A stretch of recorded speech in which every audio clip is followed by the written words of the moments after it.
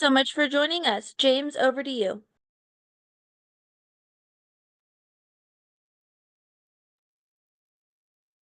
Good afternoon, everybody.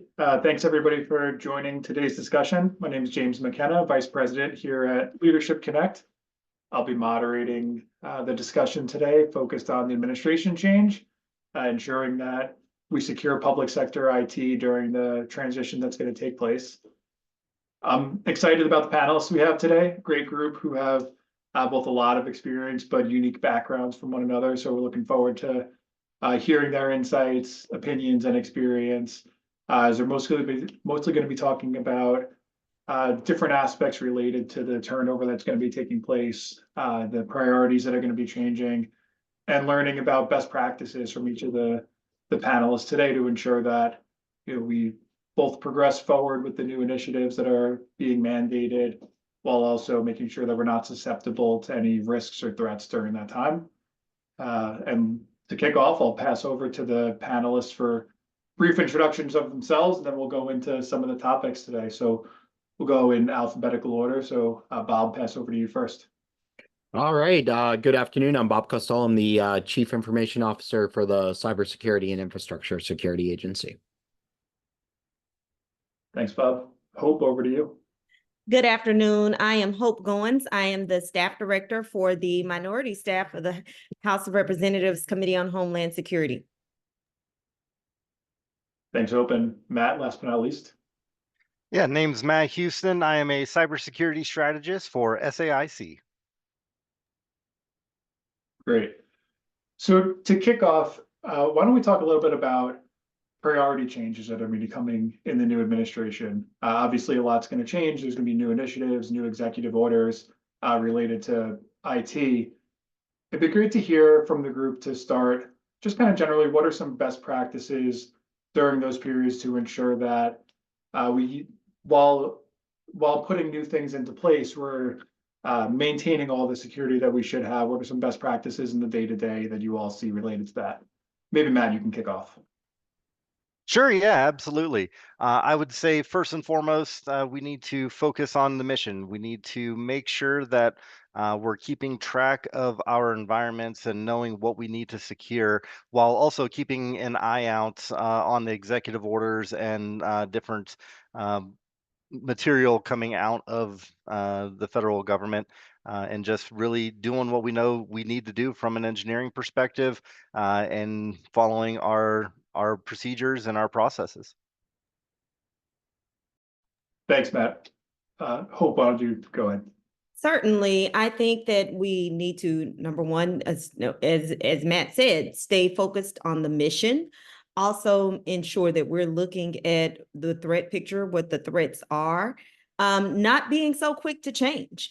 And also looking at the Biden administration. The president just signed an executive order on cybersecurity in his last full week in office. So seeing that that is a priority for him, an outgoing priority for him, because it is a priority for this nation. So that lets the public know, and should let the public, practitioners, and the rest of the federal government know that this is something that we have to keep an eye on and keep practicing. When there's a transition, you don't always have to just hit the erase button on what the previous administration did. So I would suggest that the transition team look at what the executive order on cybersecurity is, look at the reaction from industry on this executive order that was just signed. It has to deal with ransomware. It also has to deal with some of the IT contractors and making sure they have secure systems in place to protect Americans, and not be so quick to make changes.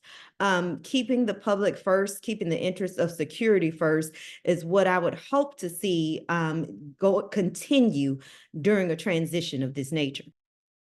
Thanks, Hope. And Matt, when we spoke the other day, you talked a little bit about not having knee-jerk reactions, and that's a lot of what Hope is describing here, of not jumping too quickly and ensuring that we you keep everything status quo while taking steps, not just jumping too quickly at one time.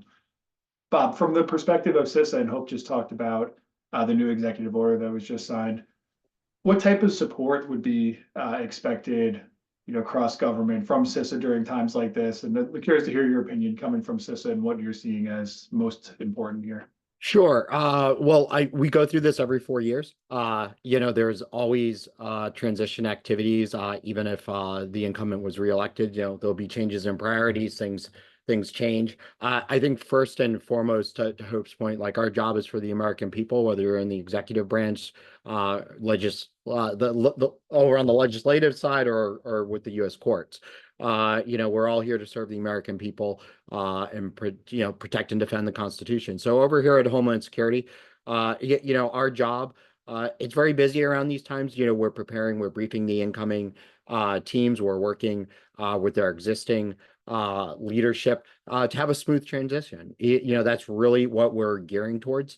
Obviously, CISA's role, does have a big function in protecting the federal civilian executive branch agencies and working through that. I think often, right now we just see, we've evolved into the state where it is often, there are no like dips and attacks or stuff like that. It's kind of constant and ongoing. But through times of change, and Monday will be a time of change. It's the expectation of the career professionals that are in place to ensure that the new incoming leadership is ready to go, that they have equipment that they can utilize right away. They get the briefings that they need, and we'll ensure that that happens as smoothly as it has in the past.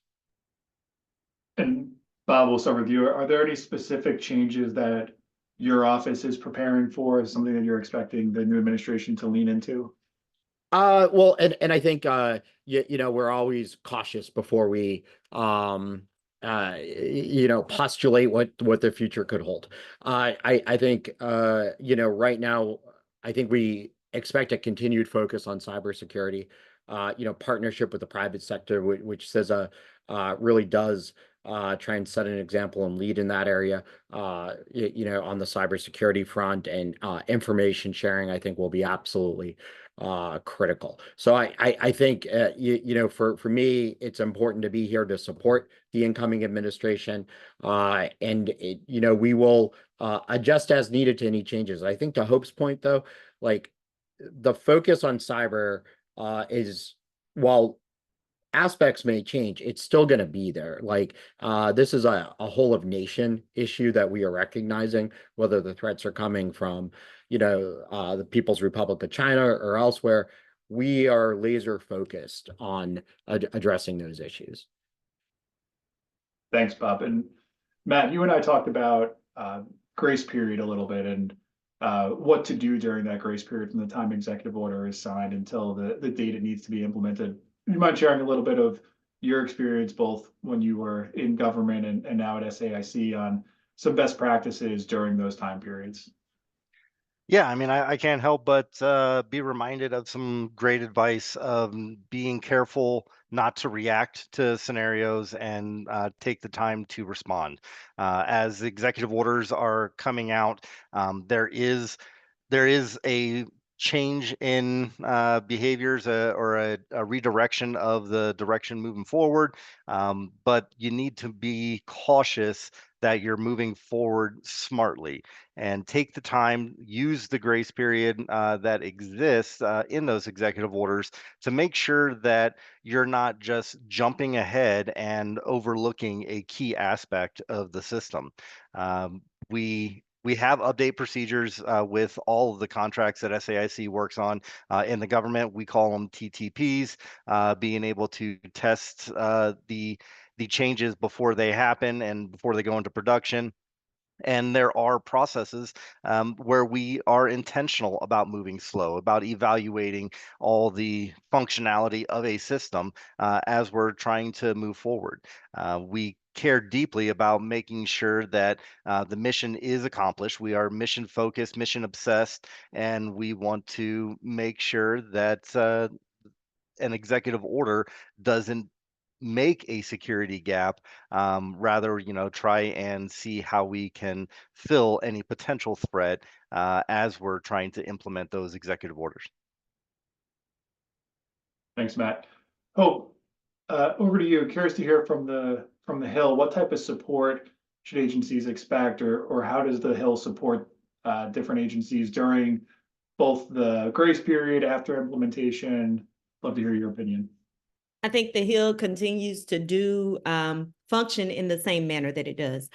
We would want to hear from the incoming officials that will be working at CISA, the incoming Secretary of Homeland Security. Also, we know that there are going to be career officials that are still going to be at CISA and at DHS to support these missions. We would still look at legislation that may not have passed the House and the Senate last year, last Congress, to see if it makes sense to put on the incoming president's desk for this Congress. Also looking at what did go through last Congress, what was in the NDAA, what was in previous legislation, and see how that can work and what can be implemented. We will still be giving attention to this executive order. I think one thing to remember is during the previous transition from the Trump administration to the Biden administration was that we were in an attack then. I know a lot of attention was given to January 6th. A lot of was given to some of the things were going on in the aftermath of George Floyd and what was in the pandemic. But at the end of 2020, there was a cyber attack called SolarWinds, and we were living through that on Capitol Hill. So we were still having classified briefings. We were meeting with Trump administration officials then, and that is what the Biden administration actually walked into on their day one at DHS. Yeah, great topic to bring up there, Hope. So I'd love to, Bob, if you don't mind going first, talking about that specific time, because hopefully we don't come across something similar soon, but it's a great topic to talk about. Oh, well, Hope just gave me a couple nightmares back from. But I think really, highlighting what she's describing is, the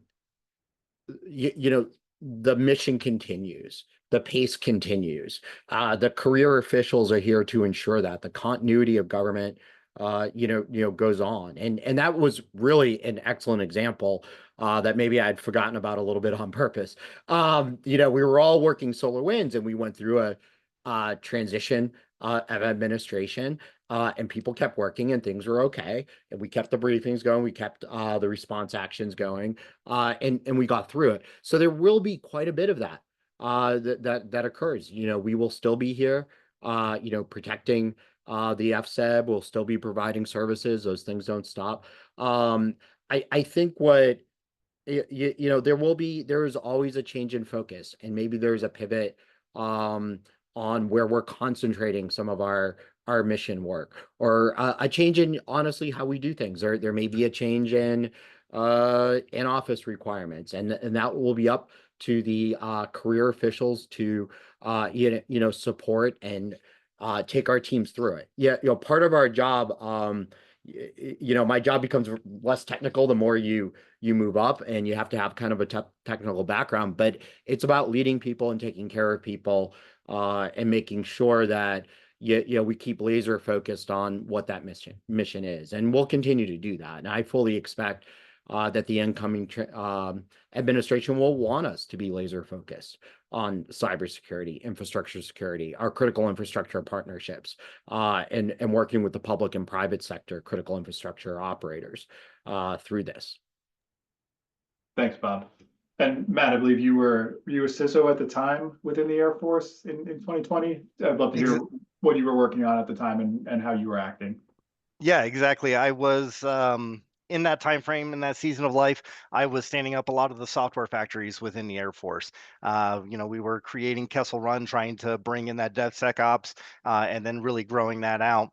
Specifically during SolarWinds, I was in Platform 1 as the CISO, and we, you can imagine, as a CISO, I'm in charge of our cyber response team. When SolarWinds came out, it was definitely a lot of activity, a lot of motion. The important thing within my organization was to, once again, keep our head down and be able to focus, remain calm, respond, not react. Don't just go and push the emergency button and shut everything down, but rather be able to isolate where the challenges are. And if you recall, during that season, it wasn't very long after where Log4j came out. And you can imagine inside of a software development factory, that was a major concern. And once again, we were able to evaluate our systems, look to see if and where we were having issues, and be able to isolate those environments. We have processes in place, and like I said, instead of just going and pushing an emergency button and trying to shut everything down, we needed to still be able to work, and not to mention be able to communicate back up to the higher levels of authority to let them know what our environment looked like. Have that just visibility into all layers of our systems, and be able to report that from a DoD perspective, from a much higher level. And just having visibility, I think, is key. If you try to sweep something under the rug or you try to hide it, it's only going to come back and bite you. So just being honest and knowing where you have issues and concerns, and then be able to respond in an effective manner, is how we really need to push forward. I will say that those two instances that we mentioned brought a lot of attention on the software bill of materials, and shortly thereafter, you've seen a lot more um, uh, just tools coming out that could evaluate what is inside of our servers, what's inside of our software, and then being able to recognize in the event of another mass vulnerability like that, we would be able to raise flags and use our different tools to just bring the appropriate levels of alert to the attention of the cybersecurity admins that need to be aware of it. So it was something that helped to drive us forward, while also being able to execute our existing procedures. Great. Thanks, Matt, and Hope. Thanks for teeing up that topic, because it was definitely a great discussion for us all, and the timeliness of it. Something else to talk about here related to administration changes. There's going to be staff turnover, right? Whether it's from the contractors that are involved in different programs, or leadership at organizations, and who they're bringing with them. Curious, maybe Bob, if you want to start here. What are some ways to ensure that information is shared to the new team members that come in? How do you make sure there's no gaps during those time periods, and that things continue to move forward efficiently, even though there's so much turnover taking place? Sure, no, absolutely. So there is a process that we go through. There are transition teams, and there are briefings that occur after the election, and there's a whole process that they go through to get those set up. So that's one way. And here at CISA, we've worked really hard to ensure that the briefings are fulsome, answering the request for information questions quickly and accurately. I think that's really important through that process. Typically on the day of the inauguration, it does fall on Martin Luther King Day this year. In DC, that is a federal holiday for the inauguration. MLK Day is obviously a nationwide holiday. But many of us will be working that day to ensure that any outgoing administration officials that are staying till that last day are out processed effectively, that we have their records, and anyone new and incoming that we're ready for them. So DHS, we are headquarters out at the St. Elizabeth campus, so we will have people there from all the components ready to in-process people from the landing teams, or people that are appointed after the inauguration at 12:01 by the president. There's all sorts of political appointee positions out there. If you're interested, it's in the Plum Book. I think published by our friends either at OMB or I forget, but it goes through every position that the president may appoint someone to, whether they require Senate confirmation or not. So we're ready. I think when people come in, it's very important, and it will happen, that they get the proper briefings and information that they need, and we're prepared for that. And at many agencies, it'll be a mix. You'll get your mission briefings, and then you'll get briefings from, the CXO community, the Chicos, CIOs, acquisition executives, and elsewhere. And you mentioned one thing, you know, our partner community is incredibly important. So Matt and other partners out there, you know, will work effectively through them to help us through the transition process. But we do have you know, very solid procedures, I'd say, for pre-transition, day of inauguration, and then you know, day one on Tuesday, or day 1.5 on Tuesday, I guess, depending on how you count the hours. Bob, you forgot to mention Leadership Connect as the best way to keep track of. I absolutely. Well, I try and never plug anything, but yes, absolutely. If you do have access to Leadership Connect, it is a great way to actually follow a lot of things either on the Hill or in the executive branch or in the private sector. Thanks, Bob. Hope, you talked about document preservation being key to a warm handoff as well. Do you want to talk through what is most important there for teams to really transition effectively? I think, again, document preservation, methods, how, it's conversations that are had with the landing teams, with the transition teams, people working closely together to show how things are done, what we've done in the past, what we have done in the past to communicate to industry. How do we communicate to the Hill? You may not have to, the incoming team may actually get some nuggets instead of just trying to erase and do things in a different manner. Also, being on the Hill, we're used to receive both the majority and minority side are used to receiving information in a certain type of way from certain people. So looking at that as well, I would say one area of curiosity that I do have and for the incoming administration is actually seeing the coordination between the White House ONCD, or how the ONCD Office of National Cybersecurity Director, seeing how that office is going to be stood up, how it's going to operate, and how it's going to coordinate with CISA, with DHS. In the past, I'm not, and this is in other areas, there have been things driven out of White Houses over the years where the agency may not have had sufficient communication or been able to operate. And this is not just in cyber, this is in other areas, may have not been on its operational feet or able to implement things coming out of the White House. And that probably was just due to a lack of communication. And I'm very curious to see what the White House ONCD will look like and how it will coordinate with CISA.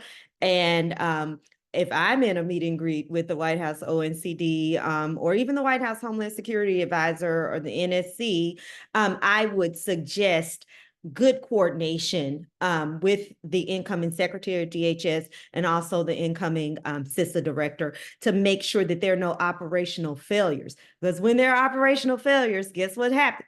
There's a congressional hearing on them.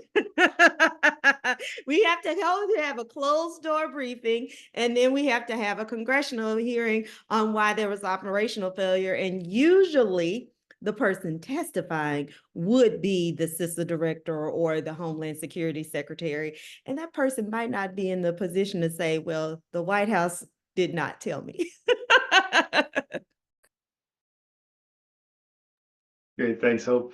And Matt, shifting gears slightly, but talking about emerging technology projects that you may be working on at this time. And you shared with me the other day a little bit about some of the ways that you've worked within consortiums of contractors so that if one were to leave, you know, the information continues and the high quality of work continues. You want to talk through some best practices you've seen there? Yeah, sure. So back whenever I was in government and working as a CISO, we wanted to really put the onus back on the government as far as owning the environment and being able to just take the responsibility of running these different organizations. And part of that is that we knew we needed proper support. Proper continuity that was, you know, coming from the contractors that worked with us, and so as we were standing up the software factories, we created a consortium style contract where we could bring in members from a variety of different companies. So if one of the contracts had an issue, or if there was some sort of action that needed to be taken, we would have another company working side by side that would be able to keep the mission going. Again, we're focused on being mission obsessed, and just really uh, looking out for the warfighter, looking out for the federal government, just in general, and being able to keep the gears turning in the event that something negative happened.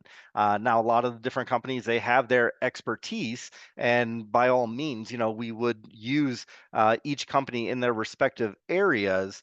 But we would also pair up somebody from a different company alongside of them, so that way we do have that flexibility, and the mission would continue. Even now, fast forward to where I'm at now at one of the primes at SAIC. As we're moving forward, if we win a contract, there is always a transition plan. There is as Bob mentioned, we can do a request for information, and we can gather that data. We try and see if we can meet with the other team to have that context transition. I think that is, critical as we're moving forward, and there is that transition happening. We can have all the documentation in the world outlining every aspect of a particular system. But if you don't understand the context in which to use that documentation, then a lot of it could fall flat.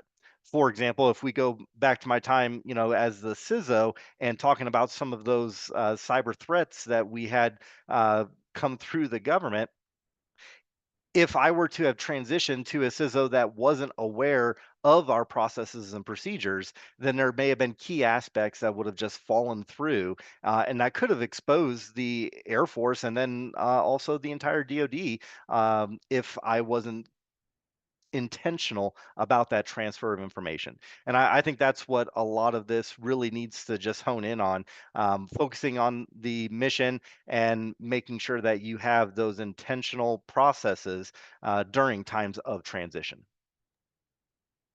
That's great. Thanks, Matt. And all of you have touched on at different points, communication being key, right? Strong communication during times of transition, or just cross-government in general. Maybe Hope, if you want to kick off talking a little bit about what you see as the best way to communicate with yourself, how you most like to, or find the most successful ways of communicating during times of transition, whether the most important thing is timeliness or having the right people in the room. Curious to just hear from you what you've seen as the most effective way to ensure best communication. I think one of the things is let's see what we're communicating on. If it's some type of incident reporting, we usually have someone at the Office of Legislative Affairs, and there's a political person there, but they also have career employees too. And I think a lot of things we need to remember is that there are career employees that are focused on the mission and will remain focused on the mission. So if there is an incident to report, pick up the phone, let's talk now, so we can get the information to the members of Congress, and then get the briefings scheduled. We don't have to wait for that. We can go ahead and let the members know, so because soon their districts will know and people will be calling. So I would say, depending on the type of importance, if there is someone coming in, a new CISA director, a new person at DHS, new legislative affairs people, they can send an email, set up a meet and greet, let us know a few things about their bios. But I would just say being timely. Letting the Hill know before the newspaper lets the Hill know eliminates a lot of things. It also eliminates a lot of speculation. And what else it does, especially in the age of rapid time information, it cuts down on the misinformation that is out there on various social media platforms. And having that line of communication open and letting people know our jobs are not 9 to 5. So if someone calls me 10 o'clock at night, just so I can get ahead of a story, or I can get ahead of people that are about to say something that is not true, that really helps. And I also believe that, once again, we have to remember that they are career employees that will still be at these agencies. And we have to remember that they are public servants. So they deserve to be treated with respect and dignity, and their job should be respected. So having misinformation out there does nothing for them. So getting in contact very quickly with accurate information, or just hey, this needs to be discussed in a skiff, or let me get more information and we can talk in a couple of hours, is really, really what's best.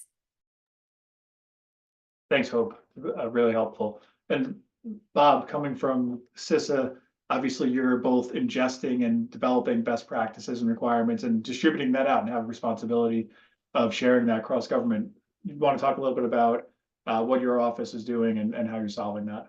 Sure. Well, so my office, luckily, or I don't know, I focus on the internal. So my job is to provide services to CISA itself, as other CIOs do across DHS and government. We do have the cybersecurity division and infrastructure security division that are kind of that outward facing, publishing the guidelines and our binding operational directives. I would say that just to piggyback a little bit on what Hope is saying, though, like transparency, getting people information soon, is really critical. Last year, at CISA, one of the things we're all working on is, we should wake up every day and assume breach. Like, we know these things are happening. We had to declare a major incident last year at CISA. We had a system that we dissected some initial nation state activity in, and we reported that to Congress within our reporting guidelines, just like any other agency. We followed the steps, and honestly, it made it a lot better. First, it made it better that as a CIO, I had the support of agency leadership to follow all the gates. We didn't keep anything internal. As soon as we knew things, we reported it, and that made it much better. I think it made it easier for the Hill to understand what was going on. And to Hope's point, the American public, they need to get the information too. And we followed through all of that. I think some of the things that CIS is doing, what I've really enjoyed seeing. I've been here about 3.5 years now. I came in the summer of 21. I think a lot of the things that we are publishing have become more consumable. There's different levels of information that needs to get out there. Are you talking to say my parents about turning MFA on their bank accounts? That's a much harder conversation, and you may need a simpler guide, or me to fly to Florida. That turned out to be easier. But we are America's cyber defense agency, so we're not just dealing with technical people. And I think that is important. I think that one of the things that my office has helped the cybersecurity division on, we've become a bit of a proving ground. Before we issue something, let's test bed it here. Let's see how it goes there. So they've really started engaging us, and we work in a partnership. Like, we review things with them. We test it here. Binding operational directive 2501 that just came out. My team was actually integral in building the SCUBA baselines. We were the first group to enable it and migrate to a new environment. And I think that's helping make CISA more effective. And that was honestly one of the crowning achievements over the last 3 years. We didn't really have a CIO's office here before. It was, we were formed out of NPPD, which was part of headquarters, and now we do. And I think that's helping making the mission more effective as well.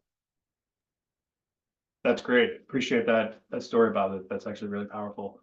Matt, coming from the contractor side now, have you had any challenges related to communication, or is there anything that you and your colleagues are doing to ensure that communication with your government stakeholders is of the highest quality, so that, again, things continue to be smooth moving forward?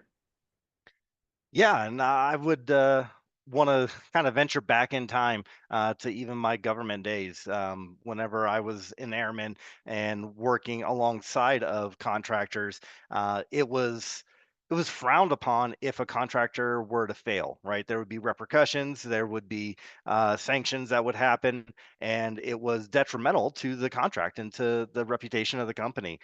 Fast forward to what we've been doing over the past 6 to 8 years, both on the government side and on the contracting side, we are starting to create that culture where we want to fail and we want to fail fast.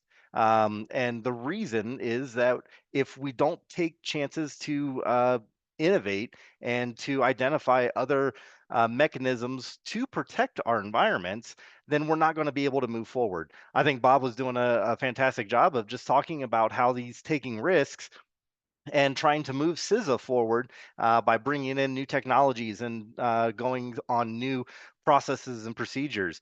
And now being a contractor, being able to have that open line of communication with our customer is critical on trying to get us to move forward.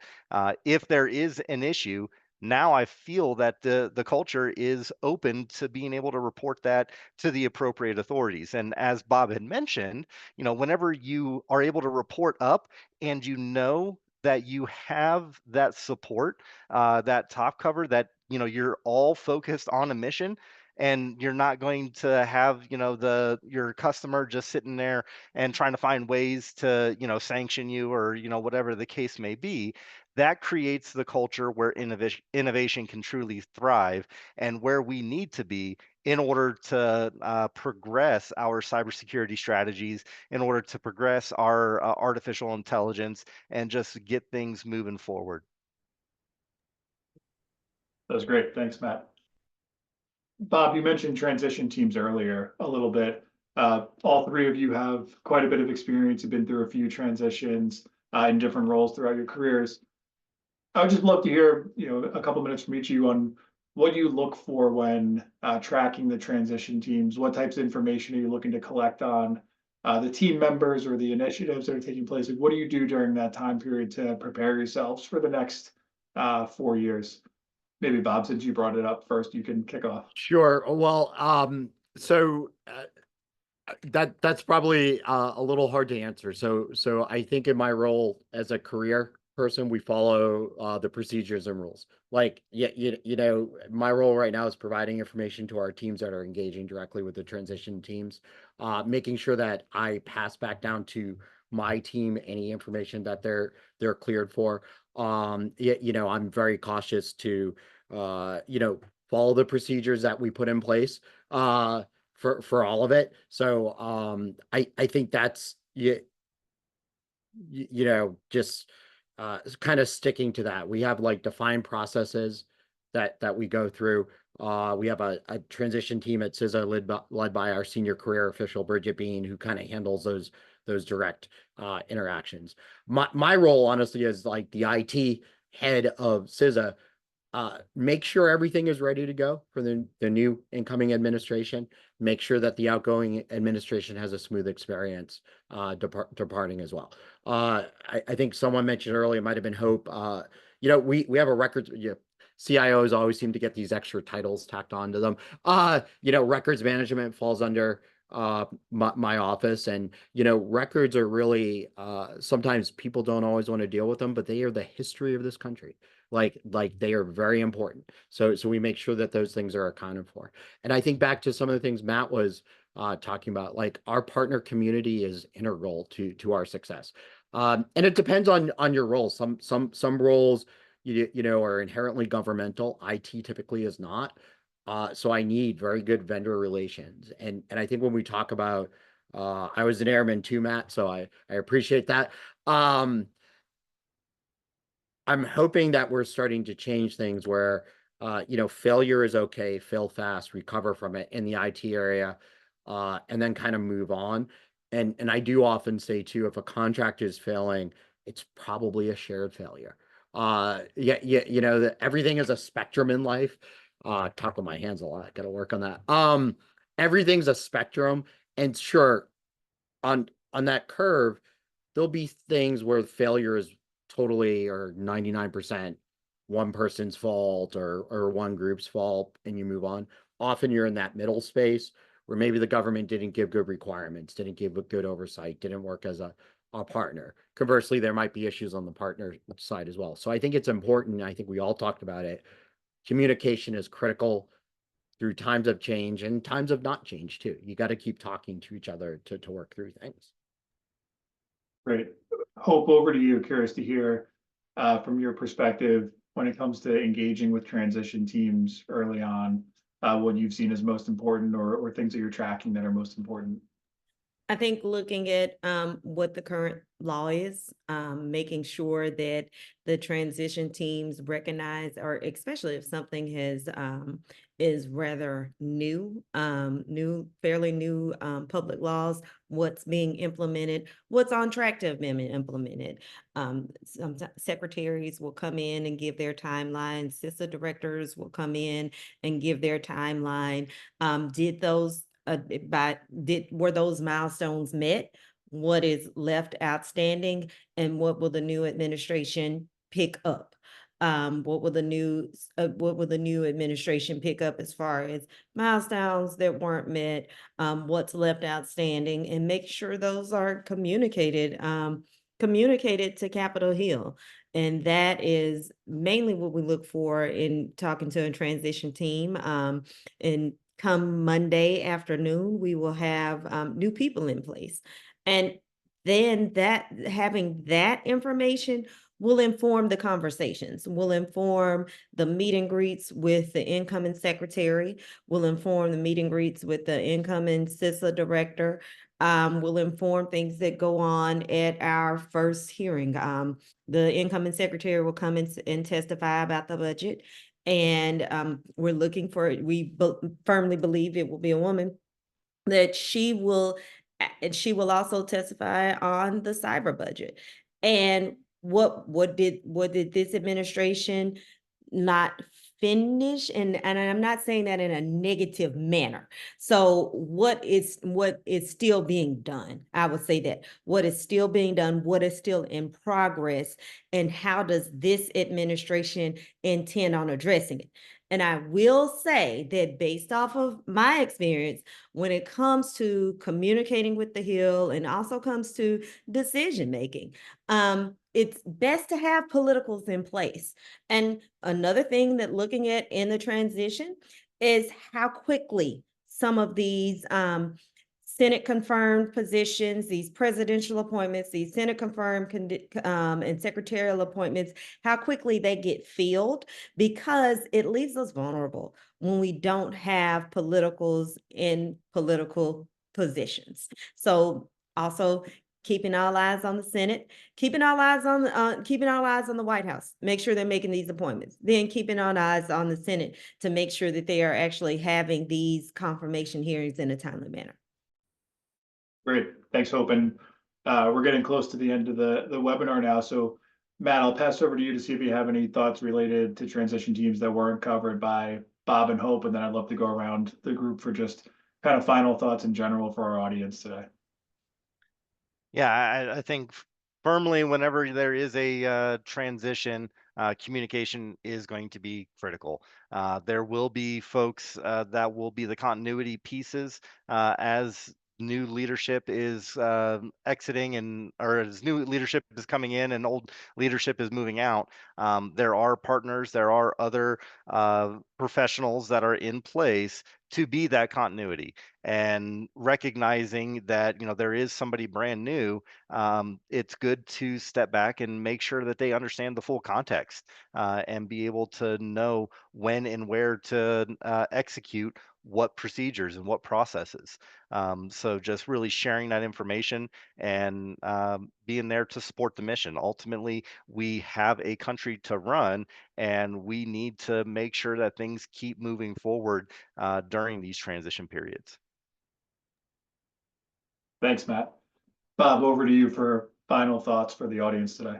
Sure. I think like what we're looking forward to, and I definitely agree with Hope, like and Matt's comments. I think that our job as the senior careers is to guide our agencies through the period of transition, and support our people. And I do think, and I definitely agree to having leadership come into the right, into those positions is vitally important. It makes it easier on everyone, so that we quickly understand the priorities, and that we also have the right people in the right positions making the right decisions. That is important. So that's just kind of where I'm at. I anticipate a busy weekend, a busy Monday, and I kind of thrive on that myself.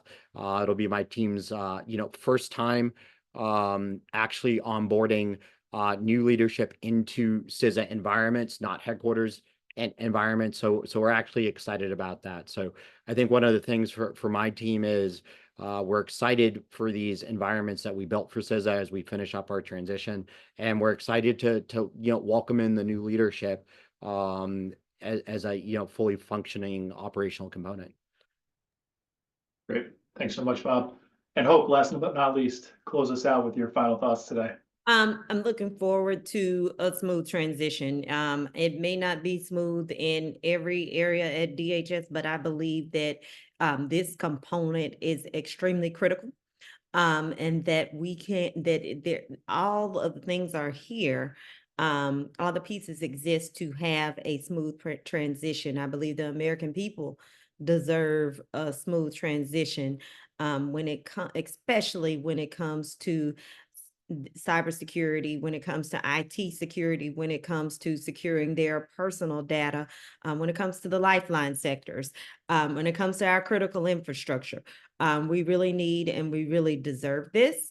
And I look forward to the public servants continuing to serve and working with the politicals that are coming in and seeing what else we need to do, what else we can be done on a bipartisan basis for the new administration to strengthen America's cybersecurity.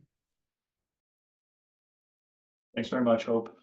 Thanks again to our panelists for taking the time today. A lot of great discussion, a lot of really strong themes that came about today, and a lot of agreement amongst the three of you, which is good, right? So appreciate everybody's time today. Appreciate the audience for joining us, and have a good afternoon, everybody.